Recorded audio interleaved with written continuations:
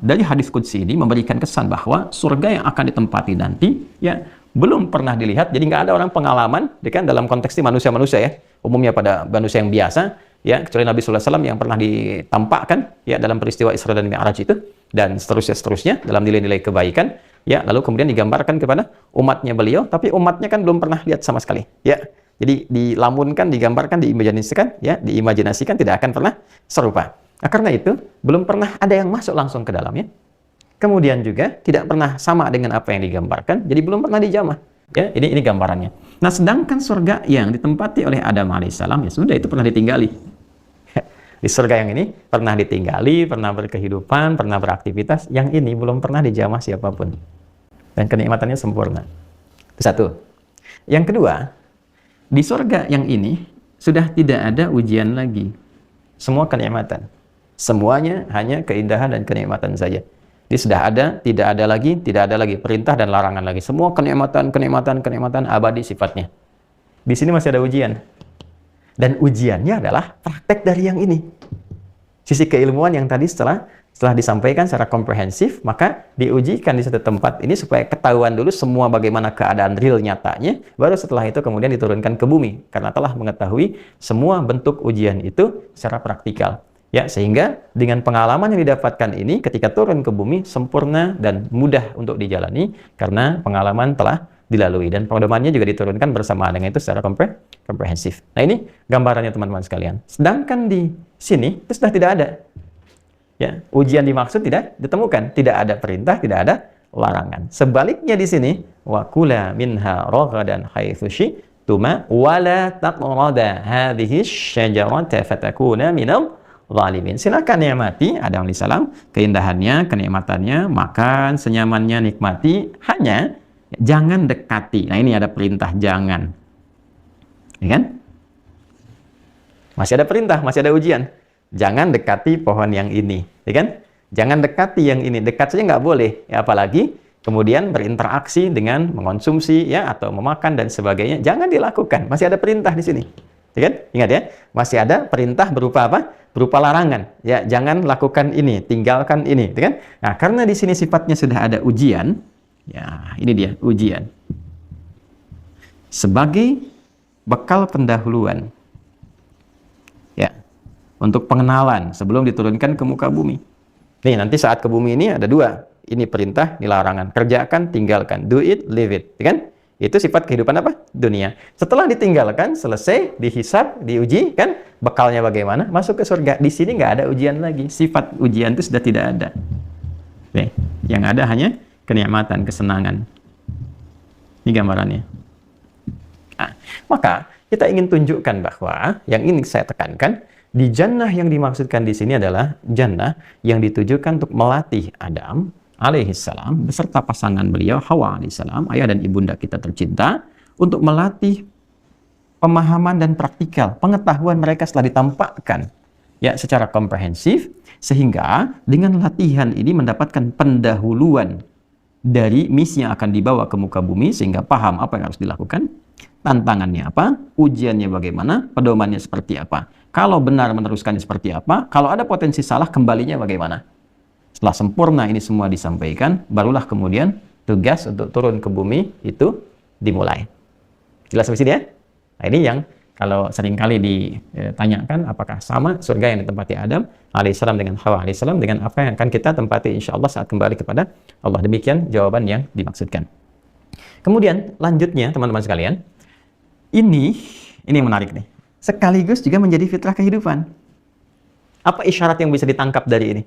Ya, kalau tadi kita temukan untuk mencapai kesuksesan dalam beraktivitas di dunia ini, di bumi ini, mau yang terkait dengan tinjauan spiritual ataupun pekerjaan-pekerjaan umumnya, ya, secara sosial dan sebagainya, maka ada basic pengetahuan, ada dinamikanya, ada ujinya, ada antinya. Plus, kalau kita ingin sukses, jangan langsung terjun. Maka, lakukan dulu training terbatas untuk pendahuluan. Nah, dan ini pun sudah menjadi fitrah yang dikodifikasikan. Di lembaga profesional manapun, kalau ingin terjun ke lapangan, itu selalu ada trainingnya tuh. Bahkan di perkuliahan demikian kan? Dulu ada KKN ya, kuliah kerja nyata kan? Ya, sebelum berangkat kan, mengabdi ke masyarakat, sebelum dapat ijazah, yang diperkenankan kan diuji dulu. Di antara paketnya adalah mengabdi tuh. Ya, ada kerja lapangan, ada pengabdian. Supaya apa? Ada pendahuluan. Calon-calon dokter kan nggak langsung ke rumah sakit, magang dulu, kan? Lihat dulu, pelajari dulu, sehingga apa? Akumulasi pengetahuan yang telah dipelajari di kelas, di kampusnya, di ruangan itu, dan kemudian diujikan dalam ujian-ujian lisankah, tertuliskah, bisa mendapatkan ujian pendahuluan sebelum dipraktikkan secara langsung di masyarakat.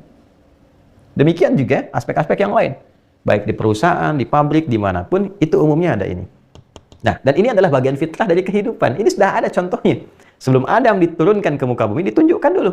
Nah, iblis yang tadinya hanya diliputi oleh kesombongan dirinya, keangkuhannya, ternyata nanti menjadi antitesa dari tugas dan misinya. Adam menjelma, dia menjadi satu makhluk, sosok yang sangat bukan hanya sekedar menyeramkan dari was-wasnya, tapi juga bisa membahayakan, musuh yang sangat nyata, gitu kan? Nah, bagaimana kemudian itu turun ke muka bumi? Jelmaannya menjadi apa? Seperti apa mesti diantisipasi? Nah, itu ditunjukkan pelajarannya di sini, di jannah ini. Ya, ini ada perintah, ini ada larangan. Kalau sukses menjalani perintah dan sukses menjauhi larangan, maka apa yang didapatkan? Ini kenikmatan, keindahan, kedamaian. Dan ini konsep dasar kehidupan di dunia. Jadi kalau kita ingin membangun kehidupan yang surgawi sesuai dengan tema kita, ya, kalau ingin mendapatkan kehidupan di dunia yang sifatnya surgawi, jadi konteks kenikmatan dunia itu, konteks kehidupan, walaupun kita membawa misi, ya, konsep dasarnya itu keindahan, kesenangan, ketenangan, itu konsep dasarnya. Karena itu kalau kita masuk ke ayat 38, ini kan masih ayat 35 ya. Kalau sudah masuk ke ayat 38, itu jelas Allah sampaikan. قُلْ اهْبِطُوا مِنْهَا جَمِيعًا فَإِمَّا يَأْتِيَنَّكُمْ مِنِّي هُدًى فَمَنْ تَبِعَ هُدَايَ فَلَا خَوْفٌ عَلَيْهِمْ وَلَا هُمْ يَحْزَنُونَ. Sekarang Adam, Hawa, kan? Misi dimulai, turun kalian semua ke bumi. Bersamaan dengan turun itu, aku turunkan juga pedoman berkehidupan. Kalau pedoman ini diikuti, maka aku jamin, kata Allah, فَلَا خَوْفٌ عَلَيْهِمْ وَلَا هُمْ yahzanun. Semua misi kehidupan di bumi, apapun itu yang dijalani, dalam konteks beribadah, dalam konteks bersosial, konteks berinteraksi dalam kehidupan secara universal, fala khaufun 'alaihim wala hum yahzanun. Maka semua yang dijalani itu lekat dengan ketenangan. La khauf, nggak ada kegelisahan. Walaupun ada ujian gelisah, tapi karena tingginya, ya, akses yang dia dapatkan dari pedoman yang Allah turunkan, ilmunya dia punya. Di rumah tangga bukan nggak ada masalah, tapi dia sudah dapat ilmunya, cara menyelesaikan ini seperti ini. Sehingga ketika masalahnya datang, dia sudah paham cara menyelesaikannya. Ya, dia punya solusi sebelum problemnya muncul. Nah, itu gambarannya. Tadi ilmu ke sini. Makanya nggak ada apapun kegiatan di bumi itu yang terpisah dari pengetahuan, nggak ada. Ya, mau di rumah tangga, mau ke pribadi. Kenapa orang tidak stres? Karena tahu ilmu untuk menenangkan jiwa. Karena tahu ilmu mengatasi stres, dia tidak stres. Bukan berarti tidak ada ujian stres. Tapi ujian itu menjadi kecil tatkala orang tahu solusinya. Itu gambarannya. Jadi ini konstruksi berpikir yang cukup lengkap bagaimana diberikan, diinstalkan, disiapkan, diujikan, sampai dipraktekkan. Gitu ya? Nah, kembali ke sini. Karena konsep dasarnya adalah ketenangan. Walahum yahzanun. Ya kan? Dan kesenangan. Tidak sedikit senang. Di konsep dasarnya, apapun yang kita jalani dalam kehidupan di muka bumi ini, jalanlah dengan kesenangan. Ya, kenyamanan. Orang senang itu kan nikmat. Ya, apapun yang mau diraih, nggak harus diartikan dengan kekayaan, kedudukan. Toh ada orang biasa-biasa hidupnya bahagia karena paham cara menjalani kehidupan. Itu intinya. Ya, bukan harus melulu harta, bukan harus melulu kedudukan. Paham.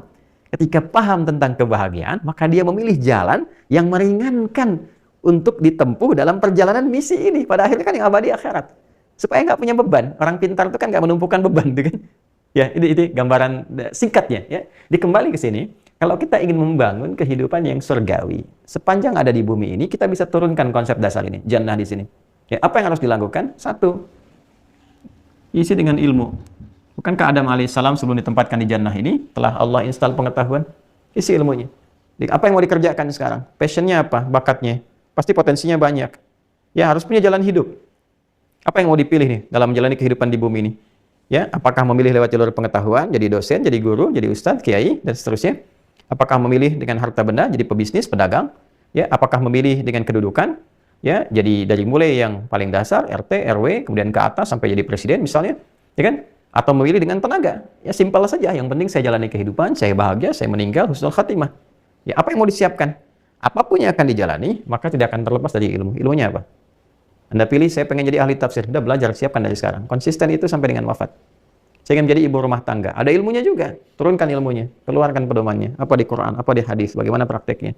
Setelah komplit semua, pelajari, prakteknya dijalani. Dan itu yang dijanjikan akan diraih. Ya, akan diraih. Nah, kemudian, selanjutnya setelah itu apa? Disadari bahwa setiap tahapan ini akan ada tantangan. Ini poinnya. Jadi kalau seseorang menjalani kehidupan di bumi, tidak ingin ada ujian, tidak ingin ada tantangan, itu mustahil. Mustahil. Bersamaan dia hidup, bersamaan itu pula dia akan diuji. Karena ujian datang untuk meningkatkan kualitas hidup, bukan ingin membebani. Ilmu itu kalau nggak diuji, nggak akan pernah naik kelas. Gitu. Ilmu kalau nggak diuji, nggak akan kelihatan kualitas. Karena itu datang ujian untuk meningkatkan kualitas pengetahuan dan menaikkan derajat. Naik kelas 1 ke kelas 2, kelas 3, kelas 4. Kan bahasa paling gampang orang sekarang, Allah sedang ingin menaikkan kelasmu, gitu kan? Ya. Tapi itu fitrah berkehidupan. Karena itu ketika ditarik ke pemahaman ini, sudah kita memilih sesuatu, basicnya ada ilmu, dan sudah siap dengan ujian. Ilmu yang kita siapkan itu sekaligus juga ilmu yang disertakan untuk mengatasi berbagai macam ujian yang akan dilalui. Dinamika tadi dipahami. Ada yang akan meningkatkan kualitas, ada yang menguji supaya kita konsisten dalam kebaikan. Ingat, kita itu tidak dituntut untuk bisa meraih hasil. Yang dituntut itu adalah keberanian untuk berikhtiar mengatasi berbagai ujian yang dijalani. Hasil serahkan kepada Allah. Karena itu kita punya ikhtiar dan tawakal. Hasil itu kan masa depan. Ikhtiar itu sekarang akan kita lakukan. Kita nggak bisa menatap masa depan. Dalam arti menentukan. Ya kan? Mengetahui. Hasil masa depan itu terserah Allah. Karena ilmunya kan ilmu Allah masa depan itu. Masa kini itu yang kita lalui. Nah, masa kini itu babnya ikhtiar. Masa depan itu tawakal. Kita tidak dituntut untuk menentukan masa depan. Tapi kita dituntut untuk merencanakan apa yang akan kita alami di masa depan itu. Rencanakan dari sekarang. Itulah ikhtiar. Hasilnya biarkan Allah yang menentukan, yang menilai dari apa yang kita ikhtiarkan. Jadi yang penting kita munculkan, bukan memikirkan hasil. Kalau begitu nanti pusing. Capek terus. Saya kerjaan untuk mendapatkan sekian. Begitu nggak dapat, capek, lelah, kecewa. Ya kan? Saya belajar supaya dapat ranking begini, supaya masuk begini. Begitu nggak masuk di kampus yang diinginkan, kecewa, stres, marah. Ya kan? Dan dia tidak sadar sesungguhnya dengan apa yang telah ia ikhtiarkan, bimbel sana sini belajar, ternyata Allah ingin akumulasikan pengetahuan sehingga dia ditempatkan di kampus yang lebih baik dari apa yang pernah dia pilih. Ya. Dan jalannya dibedakan oleh Allah, jangan langsung masuk ke situ. Ya, dipindahkan dulu ke sini dapat pengalaman sehingga walaupun tidak sekolah di situ ternyata dia dipanggil untuk mengajar di situ, bisa terjadi demikian. Ya, karena kita nggak tahu apa yang Allah siapkan masa depan kita. Tapi Allah berikan jalan ikhtiar untuk kita hadapi sehingga meningkatkan kualitas kita dan menentukan masa depan yang kita ingin harapkan. Ya. Dan Allah Maha Adil dengan itu semua. Ini gambarannya. Ya. Nah, kemudian dengan ilmu ini, dengan keberanian menghadapi tantangan, maka kenikmatan-kenikmatan yang akan diraih itu potensinya lebih besar untuk bisa dicapai. Gitu. Jadi ilmu itu dihadirkan untuk memperbesar potensi dari apa yang kita harapkan. Lihat ya. Selanjutnya, ini yang paling penting. Pada akhirnya, semua jenis kenikmatan, keindahan itu puncaknya adalah pada pembuka di ayat ini. Ayat 35. Wa qulna ya adamuskun. Uskun. Ini, uskun. Uskun itu fi'il amr, kata perintah. Sifatnya disebut sakinah. Sakinah. Dari kata sakana yaskunu. Ya. Sakana yaskunu, fahuwa sakinun. Kemudian sifatnya disebut dengan sukun. Karakternya disebut dengan sakinah. Di rumah tangga kita mengenal sakinah ya. Quran surah ke-30 Ar-Rum ayat ke berapa? 21 ya. Baik. Wa min ayatihi an khalaqa lakum min anfusikum azwaja litaskunu ilaiha. Ya kan? Sakinah. Nah, perhatikan baik-baik. Ini yang paling luar biasa. Nabi Adam alaihissalam ketika Allah tempatkan kemudian di jannah ini, pertama Allah terangkan dulu kepada Adam alaihissalam tentang hakikat dari jannah itu sendiri, yaitu puncak keindahan dan kenikmatan. Pada akhirnya segala kenikmatan dan keindahan itu muaranya adalah pada sifat sakinah, ketenangan, kedamaian. Jadi esensi dari keindahan dan kenikmatan itu ketika mendapatkan kedamaian, ketenangan. Anda kaya, tapi tidak tenang, maka kekayaan itu rasanya agak sulit untuk dinikmati. Silakan, saya sering ujikan kadang-kadang untuk dipilih, kaya tapi gelisah, atau miskin tapi tenang. Ya, biasanya jawaban awal bingung, karena saya katakan nggak ada pilihan ketiga. Tapi rata-rata orang memaksa, kaya dan tenang. Ya, karena kekayaan tanpa ketenangan, ya itu ibarat pohon tanpa buah. Ya, terlihat seperti bagus, indah, tapi tidak ada yang dinikmati. Baik ya, demikian pula kedudukan. Kedudukan yang tidak mendamaikan. Punya kedudukan, tapi nggak pernah melahirkan kedamaian. Ya, ribut, perselisihan, ya pertentangan, macam-macam. Nggak ada kenikmatan di dalamnya. Demikian pengetahuan. Pengetahuan yang tidak mencerahkan dan mendamaikan. Maka pengetahuan dipakai hanya untuk apa? Hanya untuk saling bertentangan. Ya, kadang-kadang dipakai untuk menipu, kadang-kadang digunakan untuk menghujat, digunakan untuk membenturkan. Nggak ada ketenangan. Karena itu yang didambakan oleh orang semuka bumi itu kedamaian, peace. Kan? Kedamaian. Betapa banyak orang menginisiasi hadir ini untuk damai, bikin lembaga untuk damai, bikin asosiasi untuk menciptakan kedamaian. Bahkan PBB dibuat untuk apa? Misinya perdamaian dunia. Quran cuma turunkan satu kata, uskun anta. Udah damai deh. Kan? Damai, yang tenang, yang baik. Jadi, pada hakikatnya ketika Allah kemudian menempatkan Adam alaihissalam dan pasangannya untuk bermitra, menyiapkan misi kehidupan sebelum turun ke bumi, pada hakikatnya adalah bagaimana membangun ketentraman, kedamaian, kebahagiaan, kenikmatan. Dan semua ini muaranya adalah pada sifat sakinah. Karena itulah, ya, kehidupan surgawi terkecil itu miniaturnya ditarik ke dalam kehidupan rumah tangga. Ini yang sering kita katakan baiti jannati. Rumahku, surgaku. Karena berharap mendapat percikan kedamaian. Seperti Adam mendapatkan sakinah di dalamnya. Seperti Hawa mendapatkan sakinah di dalamnya. Karena itulah ketika ditarik ke dalam nuansa rumah tangga, muncul ayatnya litaskunu ilaiha. Tapi sekali lagi, sakinah ini muncul setelah apa? Ilmu dan ujian. Karena itulah dalam bahasa Arab, pisau disebut dengan sikin namanya. Kenapa sikin? Karena setelah dibelah-belah, potong-potong-potong, baru jadi kue yang enak. Baru jadi sayur yang lezat. Baru jadi hidangan yang bisa dinikmati. Jadi, terkadang banyak kenikmatan itu bisa dihasilkan setelah melalui masa tempaan yang tidak ringan. Kadang terpotong, kadang diiris, kadang lelah, kadang capek, kadang hujatan, kadang-kadang celaan. Tapi kalau kita paham ilmunya, ternyata semua itu ditujukan kepada kita untuk membentuk ketangguhan dalam diri, sehingga ke depan air mata itu tidak ada yang keluar lagi. Kepekaan itu sudah begitu kuat, sehingga berbagai ujian-ujian pun sudah menjadi kecil ketika ditempatkan pada diri kita. Itu poinnya. Jadi berbahagialah kalau sedang ada yang diuji dengan sesuatu yang barangkali berat rasanya, teriris rasanya. Pada hakikatnya, Allah sedang mengantarkan Anda pada sakinah. Ketika kita punya keberanian untuk mengatasi itu semua. Ingat, kalau kita memohon kesabaran, Allah tidak akan menginstal sifat sabar pada diri kita, tapi memberikan ujian, sehingga hati kita semakin kuat, jiwa kita semakin berkualitas, dan tercipta ketangguhan untuk mengatasi berbagai persoalan yang sedang kita hadapi. Karena itu penting belajar pedoman ini. Penting untuk belajar. Orang Arab mengatakan, sakantis syajaratu idza dhahabat riyah. Itu pohon tenang kembali, rantingnya teduh setelah angin yang menerpanya itu pergi. Jadi, orang Arab selalu mengatakan kalau ada pohon yang diterpa oleh angin, kencang, lalu tenang kembali, itu mereka mengatakan pohonnya sudah sakinah, sudah tenang. Untuk memberikan gambaran bahwa sakinah tidak disebutkan, kecuali menunjuk pada ketenangan setelah melewati berbagai macam tantangan. Nah, untuk melewati itu butuh ilmu. Dan ilmu itu meringankan setiap tantangan yang kita hadapi.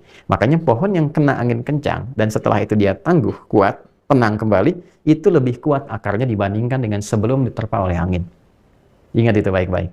Pohon kencang, terpa, goyang, anginnya pergi, tenang, diam. Ketenangannya itu tidak sama dengan ketenangan yang awal. Karena ketenangan setelah ditempa oleh angin yang kencang itu membuat akarnya semakin kokoh. Berbahagialah orang yang semakin banyak diuji. Bukankah orang dapat S3 dari mulai SD, SMP, SMA, kan? S lagi ke atas, S1, S2, S3, sudah banyak diuji kan? Makanya ilmunya semakin kuat, logikanya semakin mantap dan sebagainya. Kenapa? Karena telah melalui banyak ujian. Tinggal dari keilmuan itu kita luaskan babnya menjadi aspek kehidupan. Itu gambarannya.